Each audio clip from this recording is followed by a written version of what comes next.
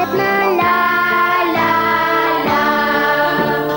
Dessine-moi sur mon ardoise le loup en ombre chinoise, la, la, la.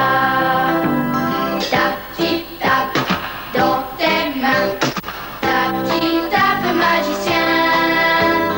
Tap, tip, tap, dans tes mains. Ouvre de perlimpinpin.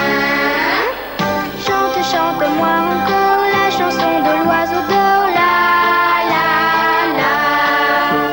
Le vaillant petit tailleur, le joueur de flûte enchanteur, la, la, la. Tap, tip, tap, dans tes mains. Tap, tip, tap, magicien. Tap, tip, tap, dans tes mains. Ouvre de perlimpinpin.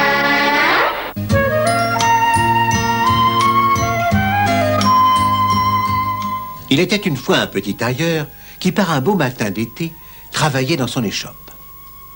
Il y allait gaiement car il était de fort bonne humeur, quand soudain, il entendit dans la pièce des mouches bourdonner.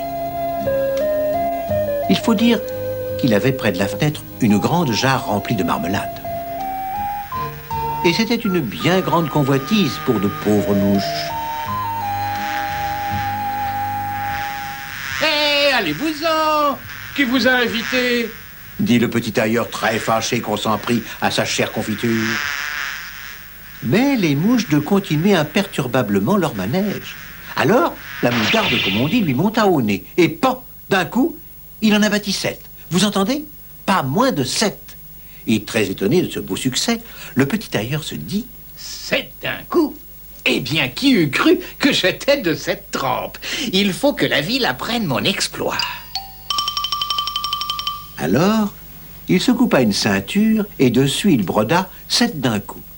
Puis il la mit autour de son corps et il s'écria... Que dis-je, la ville? Mais non, il faut que le monde entier sache cela. Alors il mit un citron dans sa poche au cas où il serait pris de fatigue. Et il partit fièrement annoncer partout le prodige.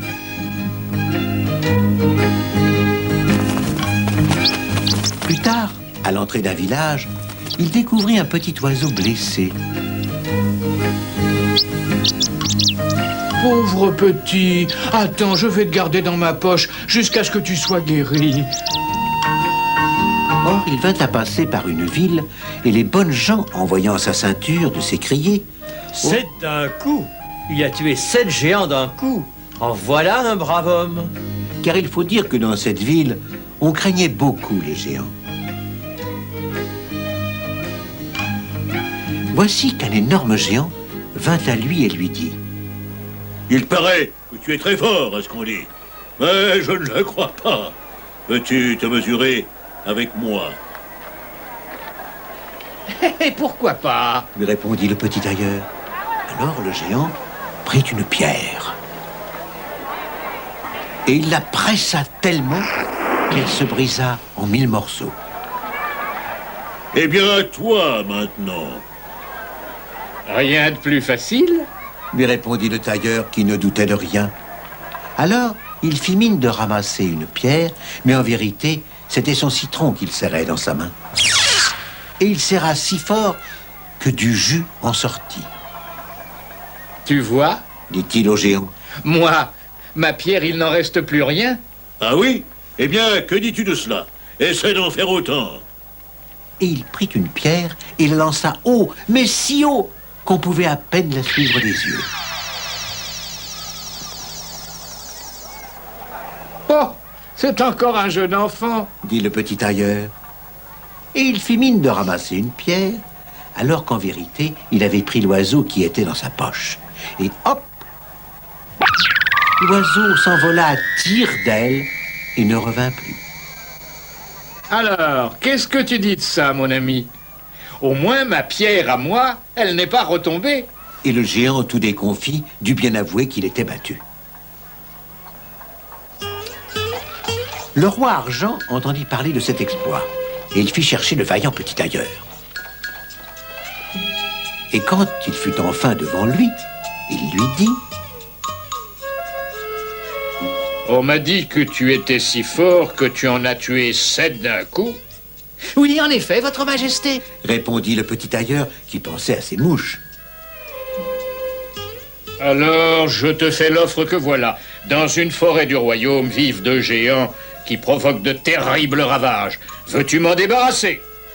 C'est-à-dire que je ne sais... Oh, et puis après tout, puisque je peux en tuer 7 d'un coup, j'arriverai bien à mater 2 géants. Répondit finalement l'orgueilleux. Alors il se mit en route. Et quand il arriva à l'orée du bois, les arbres étaient tout secoués par les ronflements des 2 énormes géants.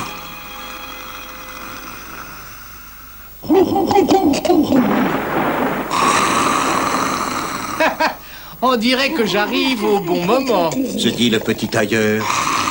Et en effet, les 2 ogres s'étaient couchés au pied d'un arbre pour faire la sieste.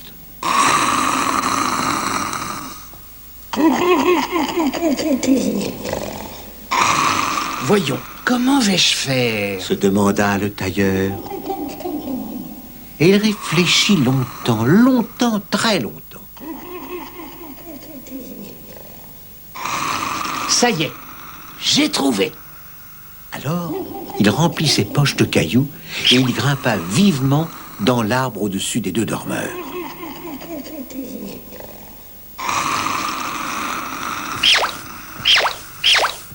Puis il se laissa glisser le long d'une branche juste au-dessus d'eux. Et il jeta un caillou sur la tête d'un des 2 géants.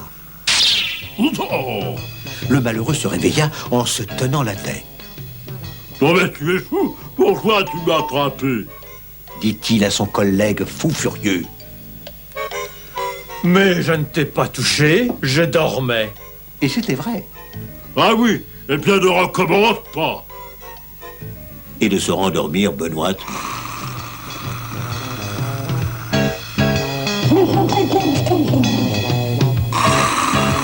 Mais le petit tailleur prit une pierre et boum, il l'envoya sur la tête du 2e géant. Ouille. Hurla le méchant ogre. Oh, tu cherches la bagarre? Eh bien, tu vas la voir. Et il se mit à taper sur la tête de l'endormi. Non mais qu'est-ce qui te prend? Œil pour œil, dent pour dent. Ah oui, eh bien attends un peu. Je vais t'apprendre les belles manières, moi. Et les 2 géants se querellèrent si bien qu'ils en arrivèrent aux mains. Oh, quelle belle bagarre que celle-là, mes amis. Tout y passait. Les coups, les tricheries, les traîtrises. On peut dire que c'était des méchants, ces 2-là. Quant au petit tailleur, bien accroché à sa branche, pour ne pas tomber, il ne perdit pas une miette de ce fabuleux combat. Les 2 forcenés en arrachèrent les arbres.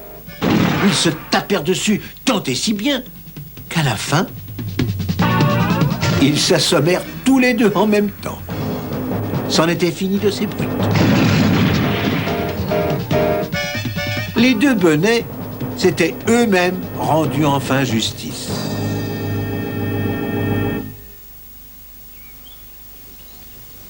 Et le brave petit tailleur de s'écrier.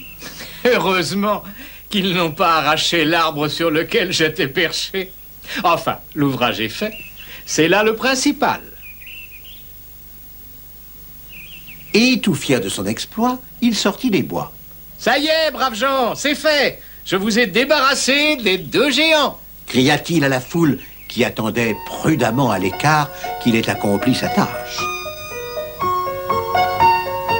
Et le petit tailleur se mit à raconter avec force détail comment il avait triomphé des monstres. Que voulez-vous aussi? Quand on en a tué 7 d'un coup, comme moi, c'est vraiment un jeu d'enfant. Et les gens de croire pour de bon qu'il parlait des géants. Alors le roi, pour le récompenser, lui donna sa fille à marier. Et comme dot, le vaillant petit tailleur reçut la moitié du royaume.